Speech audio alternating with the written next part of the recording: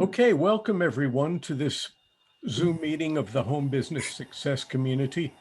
These meetings are usually for members only, but today we decided to open it up to guests. Our speaker today, I think we're in for a treat, is Blaine Greenfield.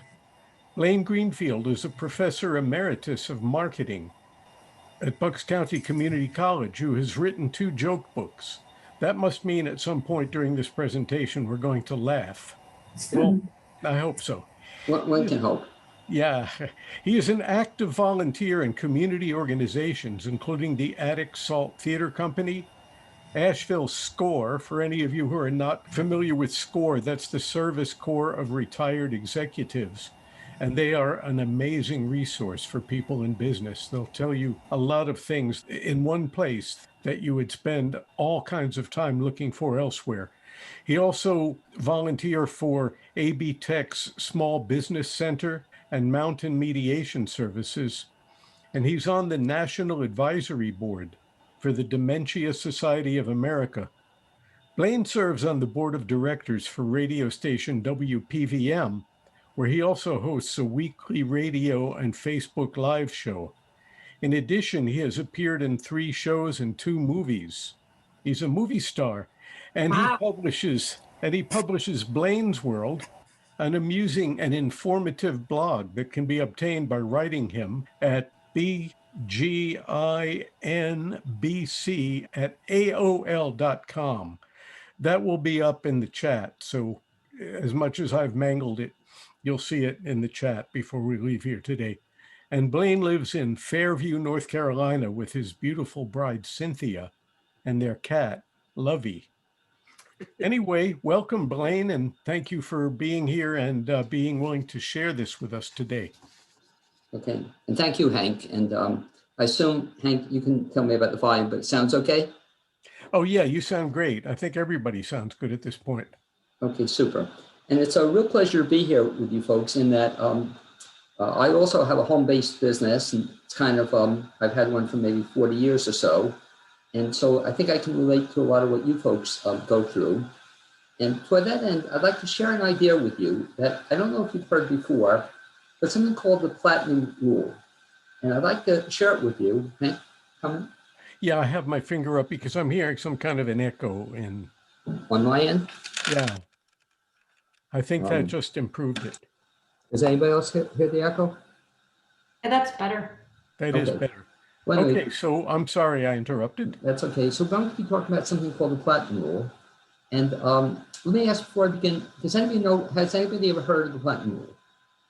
No. The Platinum Rule? Okay, 1.5 people, maybe, so that's good. But let me start off by telling you a belief I have, and it has to do with not the Platinum Rule, but it has to do with the Golden Rule.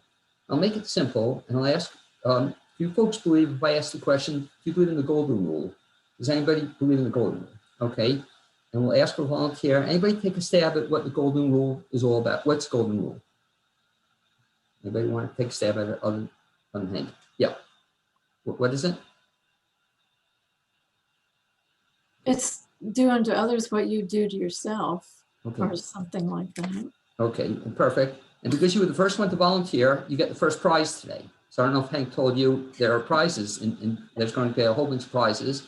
And you get the first one, actually. It's one of my joke books. And Hank had mentioned it to you, the Blaine's World joke book. This is volume 2. And so Hank, if you get me the address, or if you put it into the chat, I'll be sending you a copy of that joke book just for volunteering. And so maybe we'll encourage other people to volunteer as well. But I contend that from a marketing standpoint, there's something better than the Golden Rule. And I actually don't believe in it anymore. I believe in something called the Platinum Rule. And Hank, what I'd like to do is I want to try to share the screen. And I think I can get this going. And give me a second. Yeah. So is everybody seeing just, it says the Platinum Rule? Yes. Yes. With me? Great. Okay. So the Platinum Rule, since you folks said you didn't know what it was, we already said we knew what the Golden Rule was. The Golden Rule says treat others the way you want to be treated. And one person volunteering got a prize already. Platinum Rule, I contend, is better than the Golden Rule. And the Platinum Rule is something I want to encourage you all to use in your marketing of your home businesses. Not just in your home businesses, but I'd like to encourage you to use it in life. The platinum rule says the following. I want you to think about this. Platinum rule says you treat others the way they want to be treated. In other words, think about this, folks. I want to give you a whole bunch of examples, then I want to ask you for examples. Why should I treat you the way I want to be treated? Isn't it a much better way when you think about your customers, your clients, your friends, your significant others? Doesn't it make more sense to treat them the way they want to be treated as opposed to the way you want to be treated? Do you see it? Mm-hmm. Okay. I'll show you the first example of this. I'll go through a bunch of examples. But I saw this with my daughter. And I don't know why we have that. Yeah, go. I have a daughter. She's not so young anymore. She's now 41. But I love my daughter. But my daughter is a pain in my butt. Okay, I don't know if you have kids. You know, I love them dearly. And Jeff's shaking his head. Yes, he can relate. And Jeff, what I would have with my daughter is I would call my daughter and she never returned my phone calls. Okay? And I don't know if you have it, but I want to give you a way around it, Jeff. You'll like this too. But anyway, she never returned my phone calls. It would really bug me, you know? And so I figured I keep calling her. I'm not getting a response. Is there a better way to reach my daughter? And so this is very important. I want to show you with your own businesses. And so I asked her, what does she prefer? And she prefers texting. I don't know about you, but I now I'm okay with texting. I used to hate it. Okay, you know, use my fingers, try to send messages. But that's what my daughter likes. And so if I want to communicate with my daughter, I want her to return my messages. If I text her, I get a response within 2 minutes. Okay, think about that. If you get one thing out of today's presentation, I want you to get the following idea. Whenever you meet a customer, client, especially a customer or client, or you have a new business, somebody's going to do business with you the first time, the very first thing I want you to ask them, or one of the first things, is how would you like me to communicate with you? Okay? And no matter what they tell you, that's how you're going to communicate with them. Does that make sense? Oh, absolutely. Okay. So many people I know, I'll ask that question, I'll do a SCORE seminar, I'll do another seminar. What's the best way to communicate?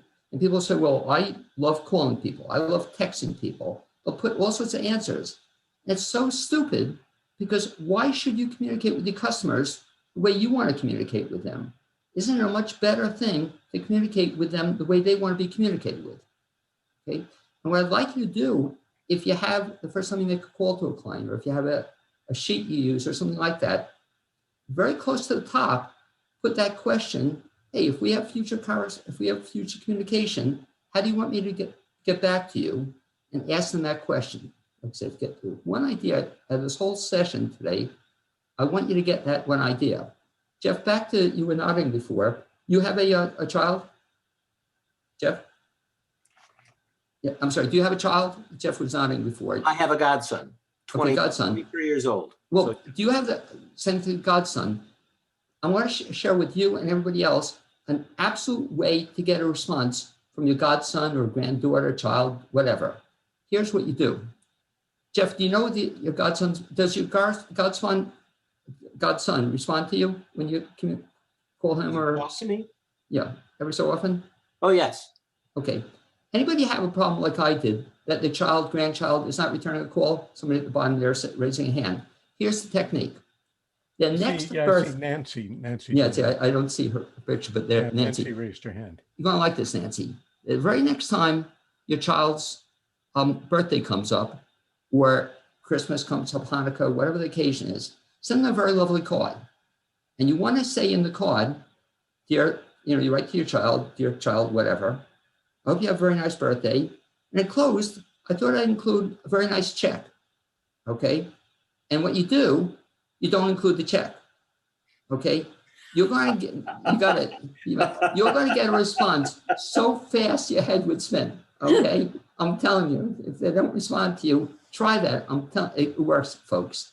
But again, that's if I want to get a response, I'll text my daughter, even though it's not my favorite form of correspondence, So think about that. I want to give you a whole bunch of other examples. I'm going to ask you for examples.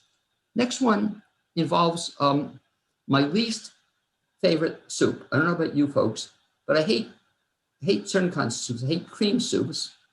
And I hate, on top of that, cream and mushroom soup. I hate mushrooms as well. Ooh.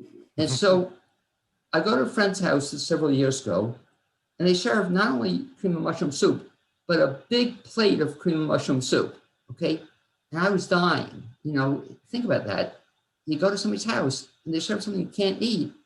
That is real, you know, and unfortunately they had a dog, but with the soup, you can't do anything with the dog. You know, you can't leave the food down there. So I learned from that. And the next one, it's ironic, the next person you're going to see, next slide, shows the alternative. And this person, does anybody, aside from Hank, does anybody know who that is on the left? So pretty popular motivational speaker in the Asheville area, Brian Biro. He's going to be Hank's guest on his upcoming radio show this Friday, if you can catch it. He's also going to be, he's going to be a guest at an upcoming meeting of this group, I think, or we're going to ask him. I believe that may be a possibility, but we haven't gotten to that point yet. Really, Brian knows that I don't like cream of mushroom soup. He also knows that one time he and his wife Carol there were serving tacos, and I'm not a big Mexican fan. So what Brian did, and I was very grateful, he served me pizza. He brought pizza, and I was a happy camper, you know? But think about this, and I'm sure a lot of you folks do this automatically. If you have company, isn't it a nice thing to ask them what they want to eat before you serve them what your specialty is? Okay. Again, I'll show you lots of examples in both marketing and life as well. And I want you to think about some of these because I'm going to ask you for some examples too. Next one involves a category of advertising, which some of you probably folks know, known as specialty advertising. Does anybody know what specialty advertising is? Specialty advertising, have you ever heard it? Sometimes called other things. Jeff, what is it? It's when you're putting out an ad and you identify the ad and then you ask, all right, which ad did you respond to? Okay, in part, and what you also do, Jeff, and since you volunteered that, we're going to come up with prize number 2 for Jeff, but you also, Jeff, another thing you do with specialty advertising, you can have an imprint on it, okay? So specialty advertising is a form of advertising. You can have an imprint. You put your name, you can put your phone number, whatever, and it can be good. I'll ask you guys, does any of you folks here now use giveaways of any sort? Does anybody use it? Okay, if Jeff, you have, okay, Jeff uses a pen. I used to use pens, Jeff, but the problem with that is sometimes they got a little expensive on me. And there was one other problem, my clients didn't like it. They tended to leak, okay? Because I got, you laugh, but I got the world's cheapest pens and I would give them out, you know, and I have my name on it. And I thought it was a great giveaway until somebody said they didn't like it. So instead I started giving something else away. And here's something else you're going to learn from today's session. And I think Hank knows it, somebody else may know it as well. But I started giving away pencils. But I just didn't give away any kind of pencil. I gave a left-handed and a right-handed pencil. Okay. Question, other than Hank, does anybody in here know the difference between a left-handed and right-handed pencil? Okay, great. You learned already platinum rule. Now we're going to learn the difference between a left-handed and a right-handed pencil. If you have a pen or pencil in front of you, or you're writing with one, put it in your right hand, please, if you would. Okay. If you put it in your right hand, very good, and it has writing on it, can you read the writing? Yes. Great. If you put that same pen or pencil in your left hand, can you read the writing? Oh, no. It's upside down. It's right. All left-handed people have been discriminated against all these years. So what I now do is I give people a left-handed and right-handed pencil. And so I'll show it to you later. Jeff, you're actually going to get one. I'm going to send it to you. So Hank, I need Jeff's address as well. But you'll have a genuine left-handed and right-handed pencil. Those who are winning prizes, please leave your mailing address. So I will actually send these out to you. But this is a great giveaway. You know you have a great giveaway if you give a pen, for example, and people say thank you for it, or they won it, or ask for a second one. If they say no thank you, it's not such a good giveaway. But how do you find out? You ask your clients, your customers, you ask people you're dealing with, what do they like? What works for them? What doesn't work for them? The stuff they like, that's what you give them, okay? I'll digress a little bit. Easiest form of marketing research in the world is the following. I'll give you a very simple way to find out whether you should do something from a marketing standpoint. If you have a great idea, who would you ask whether it's a great idea? Who should you ask? Your mother. You can ask your mother. By the way, in my case, it wasn't such a good idea. Even worse was my ex-wife was the worst, okay? I never asked her. She could care less. and she would just say anything to get me, leave me alone. Better than your mother, better than your ex-wife. Who else? Who else could you ask? Who's the absolute? Bingo, you got it. You won it. You're not getting your second prize. You already got a prize today, so only one prize per person. But Wait a minute, she didn't get a prize. wait, who did? Who got the book? I got The joke book. Yeah. Oh, Nancy got the it. book. Yeah. Oh, Nancy got it. Okay, yeah, sorry, thank you. Again, it's Margaret. Is that who just Yeah. answered that? Yeah. Margaret. And again, next, I met you before. Name next to Margaret is? Oh, Eddie, that's Eddie. Eddie, yeah, okay, I know Eddie, or we've talked before. Okay, Margaret, thank you for calling me on that. Thank you, Eddie. You get a prize as well. I'm trying to see what else we have. So we have, trying to put them all away. We got the book, we got the pencils. Okay, I want to give you an interesting one. I'm going to give you, do you like ice cream? Margaret, do you like ice cream?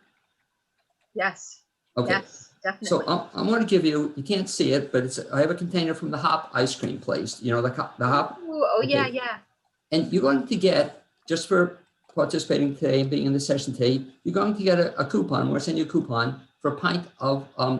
ice cream from the Hop, your whatever flavor you want. Okay? Now, let me ask you this. Work with me on this. I actually use this with a client, and I'll explain how I used it with a client, and then see if you can figure out why it's good marketing. So this was at a auto dealer. I actually did it with a client who is a swimming pool manufacturer. And if you came into my auto dealership, Margaret, I would thank you, and I'd say, as you're ready to leave, I'd say, could I ask you a question? Could I ask you a question? Sure. And she'd say, sure. By the way, what I also do, as you'll see, sometimes it's called permission-oriented marketing. I'll ask you a question to see if I can, do something, say, to market you something. So I'd ask you, Margaret, you like ice cream? You said yes. And I ask you, what's your favorite flavor of ice cream? Coconut. Okay, coconut. And so what I would do, Margaret, and I like coconut too, I would go, excuse myself, go back into the back to a freezer, take out a pint of coconut ice cream and give it to you, okay? And I contend, if I gave you at a car dealership a pint of coconut ice cream, you can only do one of two things with it. What can you do with it? I can eat it on the spot. Bingo, you could ask for a spoon and pig out right there. Don't share it with Eddie, not the good stuff, but you can eat it on the spot. Or I actually think you're going to do something else. What do I think you're going to do? If you don't eat it on the spot, what are you going to do? I'd have to give it away so it doesn't melt. You could do something else. What else could you do? What else could I do? Put Anybody it away else? in the freezer. Right. And I actually hope you're going to do that. If I'm selling you cars, why do I hope Margaret's going to take the container of ice cream, go home with it, put it in a freezer? Why do I hope she's going to do that? Can you figure out Because I'm why? reminded of the wonderful event later on. In part, I also told you that if you come back tomorrow, I'll give you another pint of ice cream. But the best thing of all, what I've done, folks, is I prevented her from shopping the competition. Okay. Do you see it? In other words, everybody who buys cars, everybody who buys swimming pools, everybody who buys lots of stuff, they go into 3 or 4 car dealerships down the road. In Margaret's case, she has a pint of ice cream. She has to take it home. It's raining, it's cold, it's sunny, whatever the case is. She doesn't want to go out again. She knows if she comes back tomorrow, I'm going to meet her, beat the price. Nice guy, give her another pint of ice cream. Do you see that as a powerful marketing technique? Okay. I'm just sharing with you a whole bunch of thoughts here. If you take one of them and use it, that's fine. If you take a bunch of them, that's fine as well. But I'm trying to show you some of the things that I've actually used, but also, if we have time, the concept of what I can do to make myself unique or different from the competition.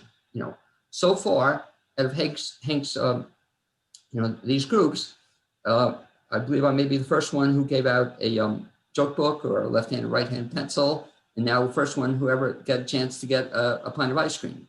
Let's give some more examples of this. So back to the examples. So I broke down, Jeff, back to the pen or pencils, and I decided to give pencils instead, and I instead give right-handed, left-handed pencils now to people. And it's a great way to get their attention. I say, the very first question I might ask them if I'm at a trade show, I say, excuse me, are you left-handed or right-handed?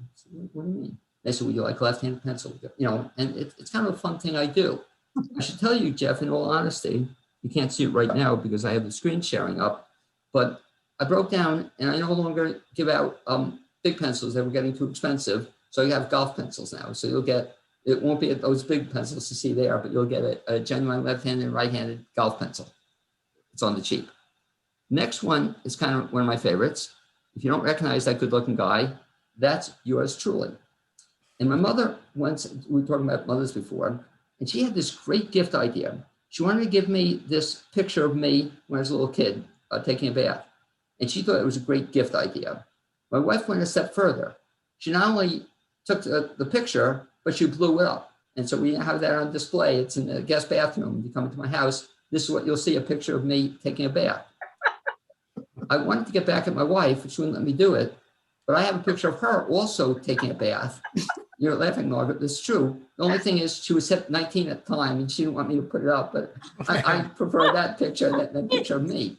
But I learned from that when you give gifts and things to people, make sure they like them or want them. So my friend, have a good friend, Rodney Smith, and I go to lots of shows. He knows I like taking pictures with the cast afterward. And so he got everybody to take this picture. And it's just kind of something I really wanted. You know, he knows I like taking pictures with cast, and he got this whole cast with me. It was just a fun kind of thing. But the point I'm trying to make is even when you give gifts to spouse or significant others, find out kind of what they want or what they like, and just think about it. And all the time, you know, somebody's saying, Eddie, I'm getting a message here that maybe somebody should start doing this, Eddie. You know, we're getting the nodding heads back and forth there. But just ask what they want if they don't tell you or you don't take notes on it. I'll show you also 2 examples of business cards. Now, this business card, I used to have, I assume most of you folks use business cards, but I encourage you to do a couple of things with your business cards. If you use them, how many people use both sides of the business card? You use both sides? If not, you really should. You're wasting real estate. You can give a message. I used this business card for maybe about 30 years, and it worked for me. I would put my name on it, then I would put important phone numbers on the back of it. It's kind of a gimmicky thing, but it kind of worked for me. I used it this past year, 4 years ago, until Trump got elected. And for some reason, at least people in the Asheville area weren't crazy about me giving a business card with Trump's number on it. And that, I kid you not, they would actually throw it back at me. They didn't want a Trump card. And so I'm still looking, Hank, to get rid of like 997 of these Trump cards. But instead, I went to a different card this year, and I just had some fun with it. I call myself a CEO. I give myself a title, and you give yourself any title you want. It's your business, your home business. And I call myself a Chief Encouragement Officer. In the back of it, I give encouragement. I tell people, you can do it. You got it. This is my encouragement. Again, how do you know if you have a good business card? Oh, so I'm sorry, Margaret answered the question before. She answered very well. You ask, not your mother, you don't ask your ex-wife, you don't ask your present wife or spouse, you ask your clients, okay? And that's who should drive your marketing. If you're going to use an ad, here's what you do. You develop 2 ads, an A and B ad. You ask 10 clients, which do they like, the A or B ad better? If it's 9 out of 10 like A, you got a winner. If 9 out of 10 like B, you got a winner. If it's 50-50, 5 and 5, then you can flip a coin perhaps. But you ask one other thing, and some people are nodding on this.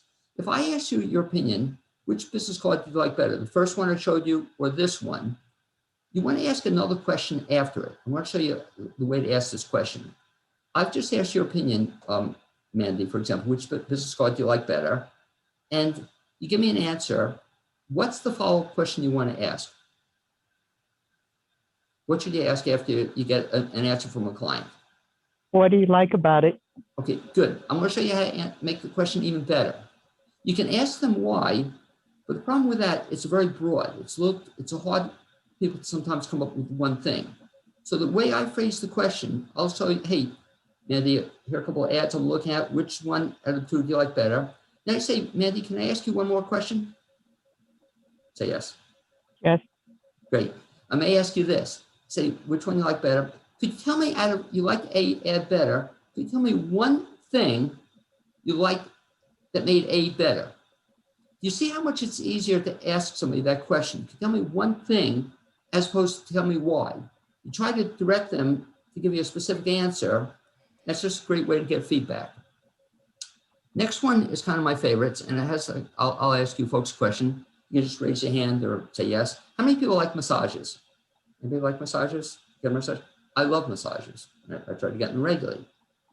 The only problem with massages, though, I hate the music they play usually. I don't know if you've ever heard this, Eddie, you're shaking your head, but usually it's like music from the Amazon rainforest. You know, I hate that because the reason I hate it is because all I want to do when I get a massage is pee.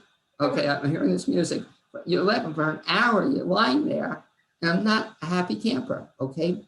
Why should you give me music that you think I want to hear? Why don't you just ask me what kind of music I like? So I used to have a trainer, and she asked a very good question, and she would say, what kind of music do I like? And everybody, Hank knows this, but inevitably I tell them anything by the Turtles and arguably the greatest song of all time, Happy Together. And that's the music I like.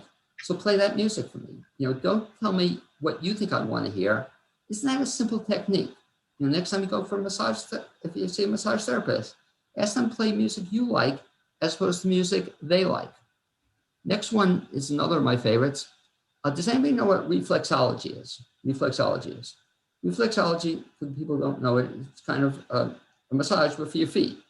Okay, my wife, I call her my beautiful bride, Cynthia, practices reflexology. The only problem is my wife loves hot water, okay? And the hotter water, the better. You know, she loves it. She takes a hot shower, she takes a hot bath. Drives me crazy. It used to drive her clients. Finally, we have a client there, Connor, a friend of ours. And she put your feet to be soaked beforehand, and your feet would be scalding. You know, you'd be miserable on it. You know, she makes us hot water. So I told her, Cynthia, why don't you instead let the people set their own temperature for the water, and they'll be happy. Simple thing until you think about it. You know, but it makes sense. Ask your clients what they want, how they want to be treated. Give them what they want to be treated as, not how you want to be treated. Last one is my favorite, one of my favorite examples, and I'll ask you for some. But next one has to do with a gift I once got. And a friend of mine was a pilot, and he loved flying, and he thought, what a great gift to me to give me a flying lesson. Okay, I don't know about you folks, but in addition to hating cream and mushroom soup, I hate flying in general, and I also hate small planes. And he thought this was the greatest gift in the world, and she gave me this flying lesson, and I didn't take it like for a year. Eventually I took it, I survived, I'm here with you now, but what a stupid gift to give me. You know, I had no interest in it, and he gave it to me anyway. So a better example of this was, I'll use my wife as an example. And my wife, for example, loves Buddhas. Okay, and Buddhas are little fat guys with big bellies, and she collects them.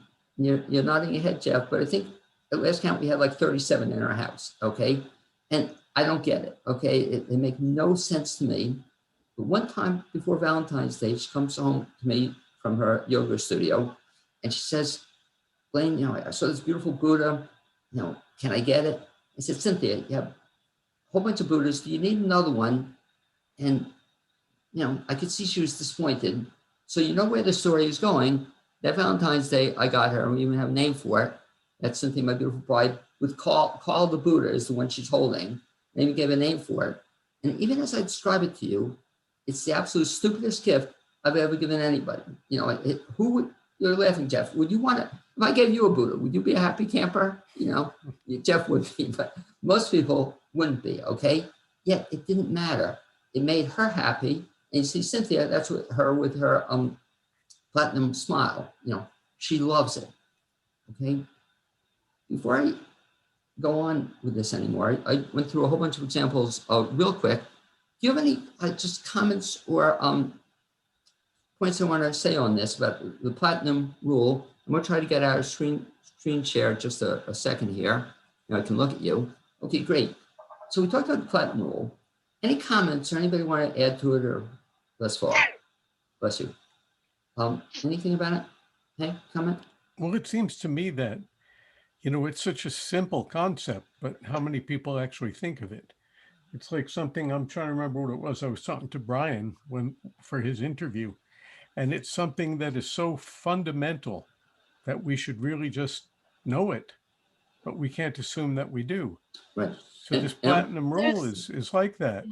It's There's an profound. It's example. simple and it's profound. I have a neighbor whose sister likes to send her things to quote unquote improve her life. And so she sent her a tablet, which she gave away. She sent her a cell phone because she doesn't have a cell phone, which she gave away. You know, she's always sending her stuff that she doesn't want. And she's so aggravated by it. But, you know, it's like her sister's just trying to help her out. What a great negative example, though. But you know, it's funny. But you're right on target. And a much better approach for the sister would either ask, you know, or do some research, or ask the kids or somebody, find out what's mom want or whatever. That's a great point. And what she's doing is just kind of the platinum rule. She's saying, well, she has all this great stuff, and she wants to give it the golden rule. I'm sorry. She has all this great stuff she wants to give away, get rid of out of her house, and the person doesn't want it, so therefore it's crap. You know, the same thing too with advertising specialties. If we give away pens that leak, you know, it's garbage. Don't give it away. You know, give away things that people like, and you know they like it if they ask for it or they say thank you afterward. You know, they really have something of value. Think what Nancy just said. I'm trying to get, maybe somebody hasn't won a prize. This is a really good prize I want to share with you. And what I want is, if you can, and I'll have a couple of other examples, but give me an example.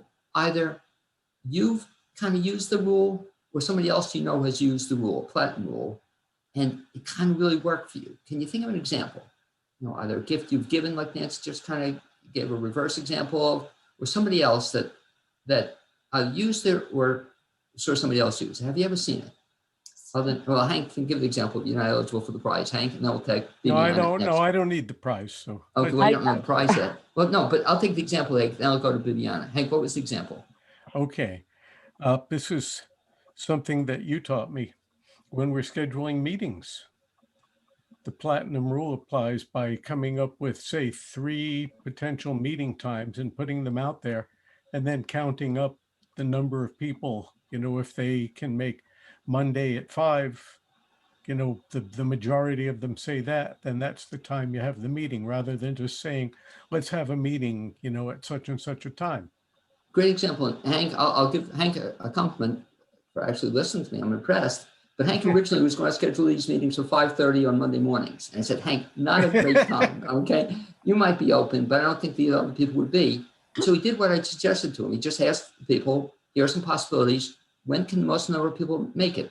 Hank and I we won't mention the person. We have just another situation in a group we belong to. The person never asks when people want the meeting. Just the person assumes we're going to have a meeting at this time. And isn't it a simple thing to do? You know, whatever group you're in, just ask people what time is good for them, then schedule it then. And you can't get everybody, but if you do, you know, give enough choices, if 9 out of 10 can make it, that's a winner. But isn't that, if you run meetings, and I run a lot of meetings, think about it next time you set up a meeting date. Viviana, you had an example? Yeah, that's a great example, Hank. That's my my main rule when I deal with clients, and I have meetings most of the week. And I always give them at least 2 choices, 2 different days and 2 different times. I never leave it open for them to assume, well, maybe she can do it on Monday morning or she can do it on Friday afternoon. But, you know, I always give them a choice, and we all commit to that time, one of those different times. And whenever I give a client a gift, usually that will probably be for a holiday, probably, or maybe when I'm a business broker, I sell companies. So let's say that I closed on a business and I would like to give my client a gift. I always give them something that I know they can use. Like, for example, if they bought a company where they have, obviously they have an office and they have a desk, I'll give them a calendar. You can always use a calendar. A pen, I wouldn't give them a pen, not because of the ink problem, but I wouldn't give them a pen because it might be either or too cheap, or maybe the brand, or maybe the ink that they don't like. You know, I never give them a pen. Okay, well, Bibiana, let me stop you a second, because great examples. And so you therefore qualify for prize number 4. Are you psyched? Okay, you qualify for a prize. You ready? Sure. Okay, I'm going to give you a chance, Viviana, and some people in here are going to be upset that they didn't volunteer an answer. But Viviana, just for volunteering that answer, I'm going to give you a chance to win $500. How does that sound? 5,000, you said? No, 5. Push it a little bit. No, Viviana, $500. Are you psyched? You want a chance to win $500?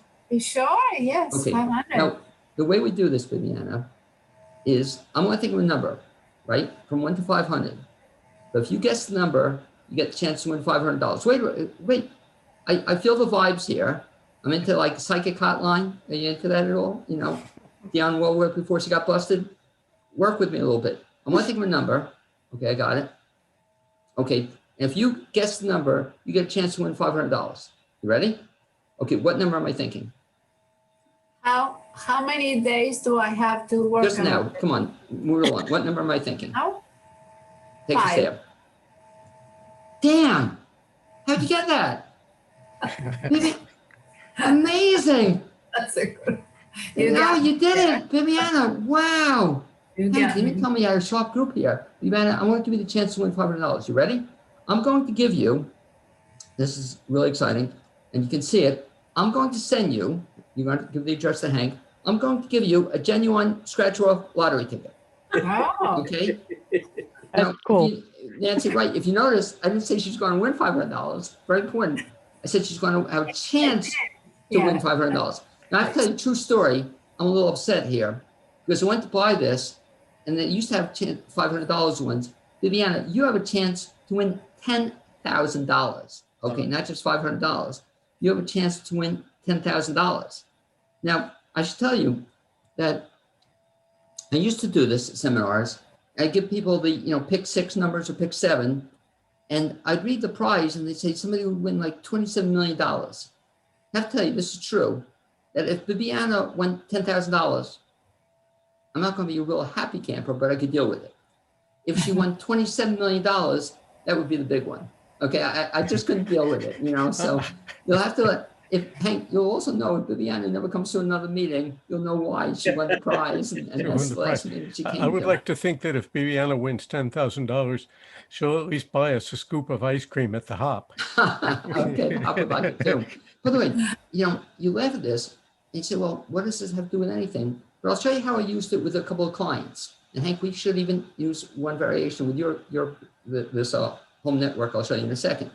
But one time I worked with a restaurant, and they were changing locations.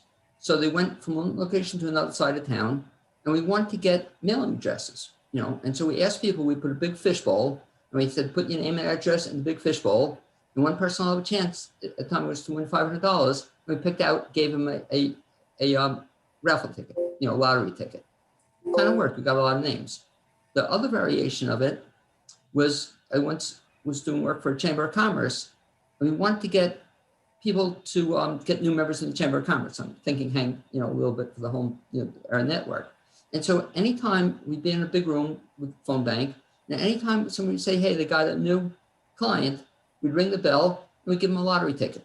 Just a kind of immediate feedback, and it creates some excitement, some enthusiasm. Just kind of a fun thing to do if you can.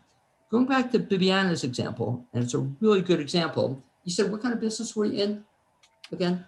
Bibiana? Me? Yeah. I'm a business broker. I sell Okay. companies. Right. But I would not go to an ice cream store if I win the $27 million. I don't Right. like ice cream. So I would take you guys to a coffee shop. Okay, but by the way, That's good. they have vegan ice cream too, though. So you might want to check it out. Hop is very good vegan ice cream. I'll give you a couple. Let's take what Bibiana said, though. It was a great example, and has to do with giveaways. Or it gives something. I contend that when you do business with me, and I think it's with all of you as well, you want to get everything you're entitled to plus a little bit more.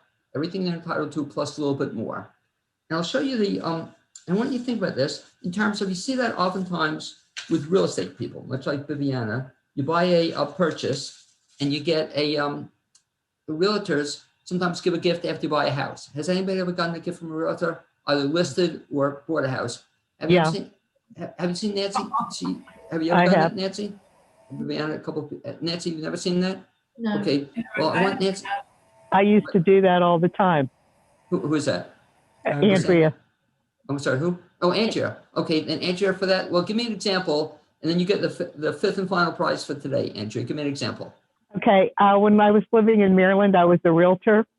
And so if I would sell a house, once we closed, I would usually send like a basket of fruit or something like that to the Okay. home.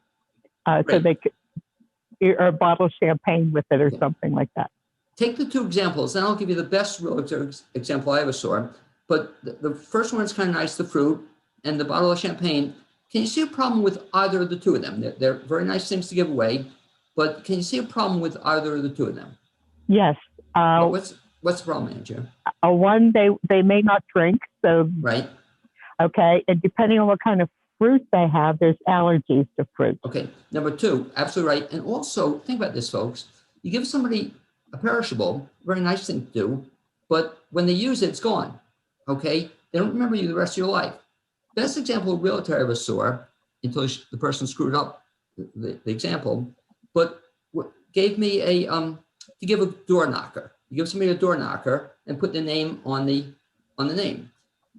Where they blew it two ways. One is you then have to come to the person's house and offer to put it on the door, not to have them have to put it on the door. But do you see the value of a door knocker? They can use it all the rest of their life. Every time they knock it, it's kind of a subliminal thing. I shared this example, Andrea, with a friend of mine who was a realtor, and I bought a house, and she gave me a gift, and she gave me a door knocker. The only problem was the door knocker was the wrong color.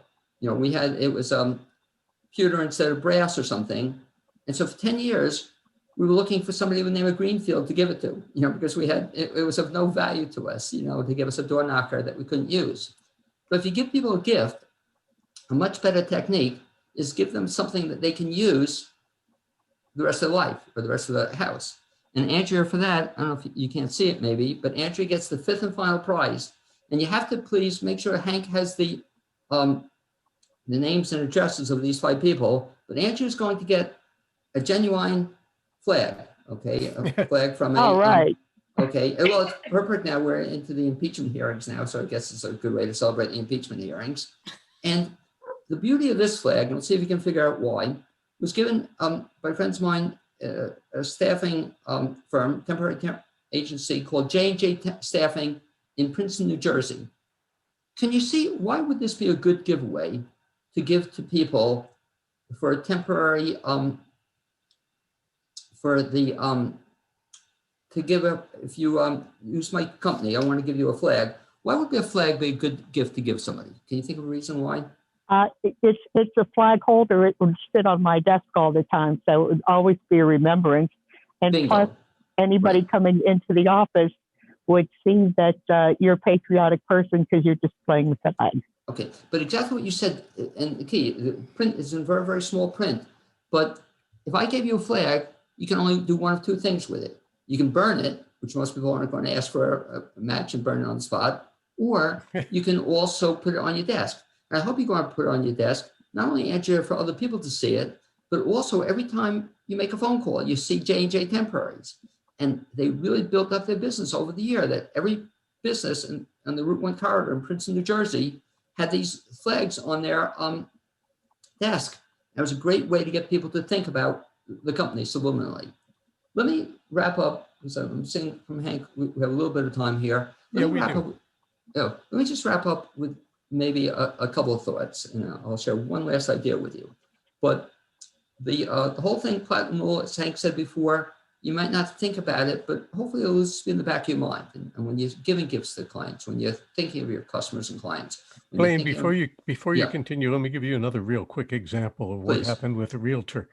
In Miami, when my wife and I bought our first house, there was a little provision in the contract because the previous owner had some kind of custom drapery or something up in the room.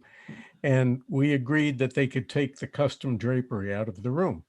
Well, when it came time for the closing and we took possession of the house, guess what? The custom drapery was still there, but the vertical blinds were taken out of the room. Yeah. And I got really upset by that. And the realtor listened for a few minutes and said, "Don't worry about it. I'll take care of it." And then the next day, the realtor showed up at our house with vertical blinds to put up Cool. that would replace the ones that the people took. I mean, I found that very underhanded that they did that. They wanted the vertical blinds, but you can't always control what other people do. I Mhm. guess Yeah. we can control our own reaction to it. And what's great about that story is the realtor made up for it, and made a great save of what could have been a terrible situation. Oh, Okay, yeah. folks, I just want to share a couple of final comments with you, and then we'll wrap up. And again, the 5 people won prizes. Make sure, Hank, you have their names and addresses. I'll send them out within the next a couple of days. So a whole bunch of other things I want to share with you, but we talked about this concept of platinum. Give people not what you want, what you think they want, just give them what they want. If you don't know, ask them. If you want to make it a surprise, ask their spouse, significant other, somebody else for some ideas for you, but give them something that they might value. And if you don't know, just ask them. Lastly, I want to share with you one final principle.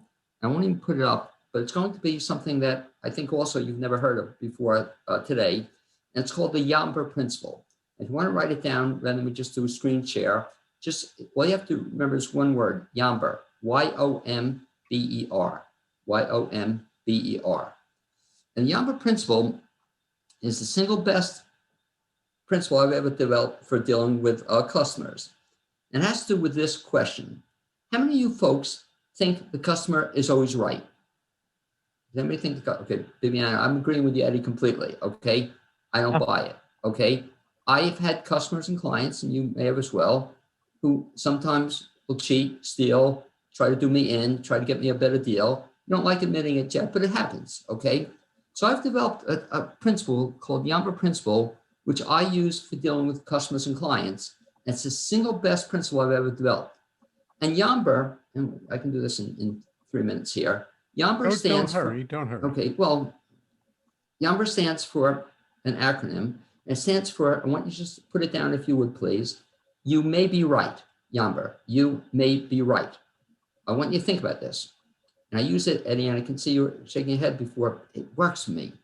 Whenever I get into a discussion or an argument with a customer, a client, even a friend, significant other, I don't argue with them anymore because I can't win the argument. I don't know about you folks, but I argue with my wife, I never win the argument. I argue with my daughter, I never win the argument. Even if I'm right, I don't win the argument. Even if I win the argument, I'll hear about it for the next 27 years. It's just not worth it. Okay, Margaret saying yes, but you know what I'm talking about. And Margaret, it's also never us. It's always somebody else. That is the one arguing or the one wrong. So I developed this principle, and I did it all my life with my students as well. If we're in dispute about something, about the blinds you just gave or the drapes or whatever you say, I'll use these words, and I'll say just that. I'll say, hey, Hank, you may be right, Yamber. Think about this. And then what word do you never say afterward? You may be right. What word do you never say afterward? But. But. It kills it, okay? You can't say but. You have to say this word. Whatever, Jeff, we're arguing, we're discussing, whatever, it doesn't matter. You may be right, Jeff. And you say the word and, A-N-D. And the whole key with your customers, clients, whoever you're dealing with is, and I may ask this, Jeff, I may, hey, Jeff, you may be right.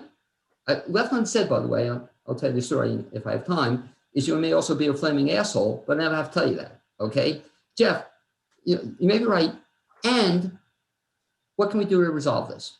That's all I care about, if that makes sense. I don't want to argue with you. I don't want to be in dispute with you. Whether you're right, it doesn't matter. All I care about, if I want to maintain the relationship, Jeff, what can we do? How can I do to resolve this? I'll tell you where I got the technique.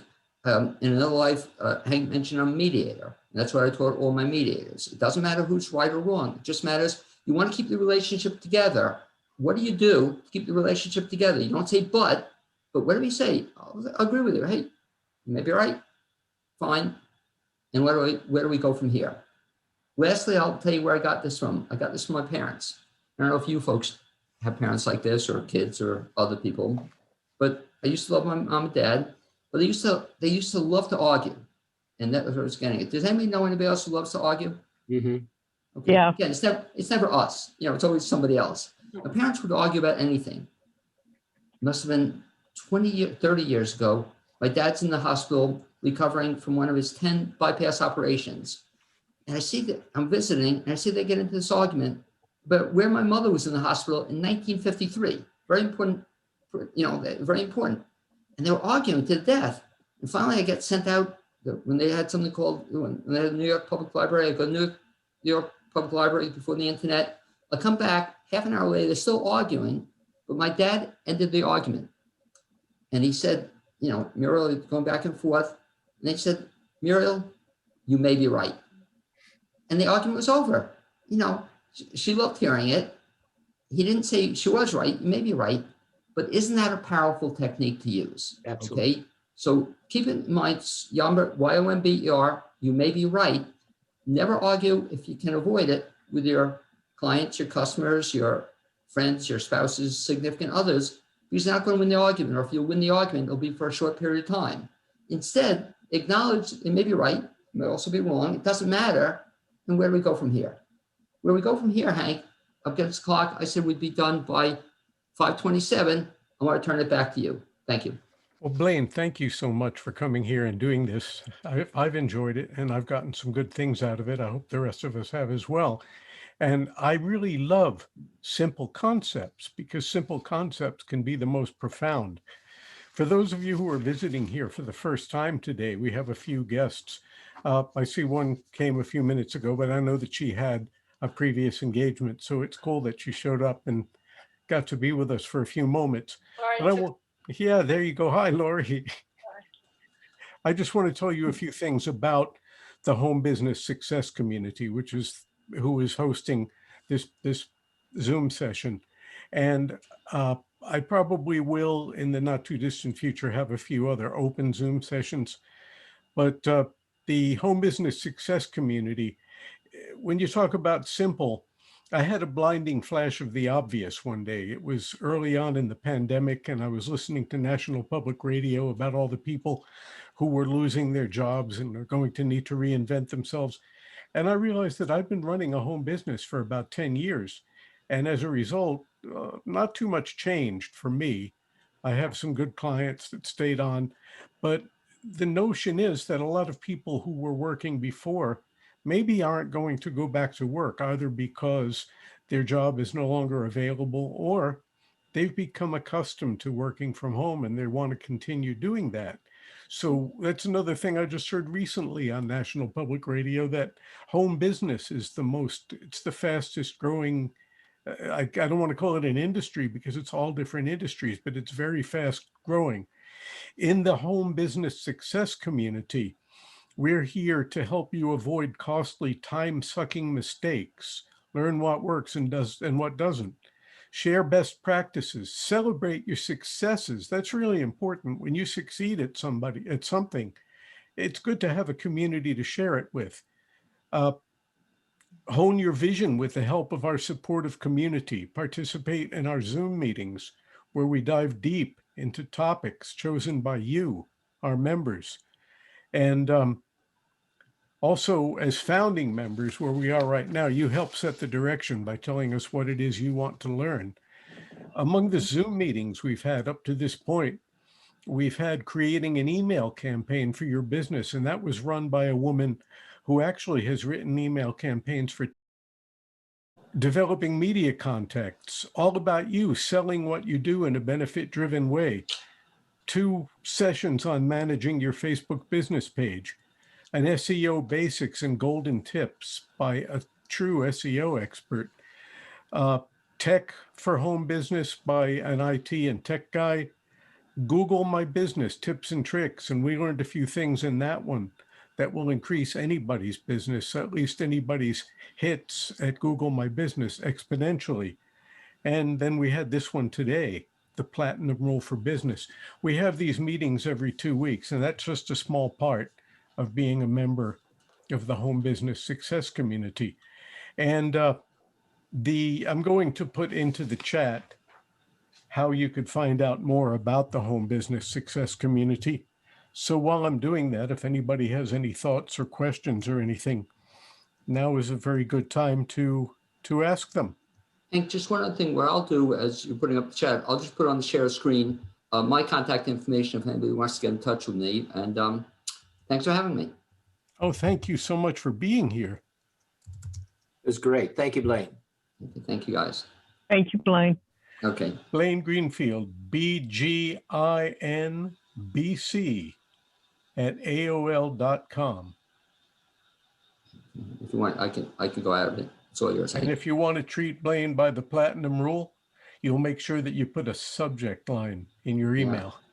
No, you laugh, Jeff. It drives me crazy, you know, when I get like FYI or I get nothing in the subject line or FW.